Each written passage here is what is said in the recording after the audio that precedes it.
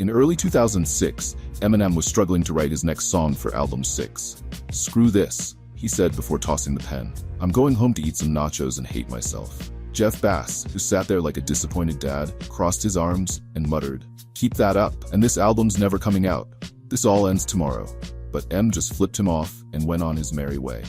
M walked in the studio the next day and noticed the janitor's closet door cracked open.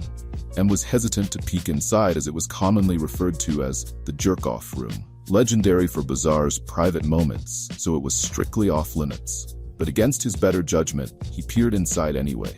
The closet had been transformed into some kind of sci-fi acid trip. Chrome walls, blinking Christmas lights, buttons labeled "Do Not Press," an empty bottle of lotion, and a fog machine working overtime. Before M could nope out of there, the door slammed shut from behind. "The fuck?" M said before going into a coughing fit. Then, everything went black.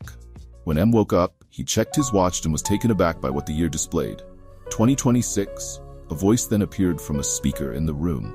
Today in hip-hop news, Jeff Bass, disgraced former producer, was seen weeping on the sidewalk outside a spaghetti restaurant. He told reporters that due to unpaid royalties, his house was repossessed, and worst of all, his bongos.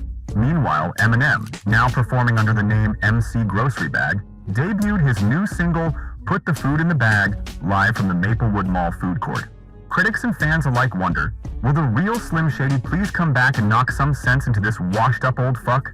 M screamed and pounded on the door when suddenly it flung open from the outside. "Move over, Marshall. I need to spank my meat." A gray-haired Bizarre barged in, holding a can of antifreeze and a magazine titled Tires Monthly. Before M could even process this, the fog knocked him out again.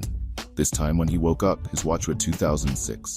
"Oh, thank God," M sighed until future Bizarre grabbed his shoulders and said, "Ah, 2006. Smells like Burger King wrappers and poor decisions." M bolted out of the closet, barreling into the recording room where Jeff and D12 were waiting, arms crossed like they were staging an intervention.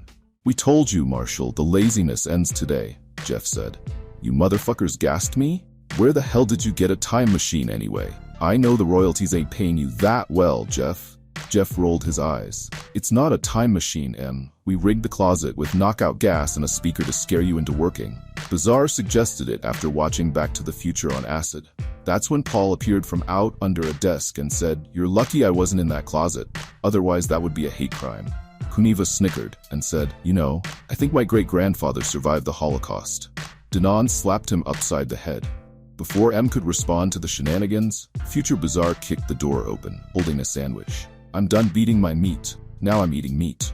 The room went dead silent as two Bizarres locked eyes, one chewing meat, the other visibly confused while smoking a blunt.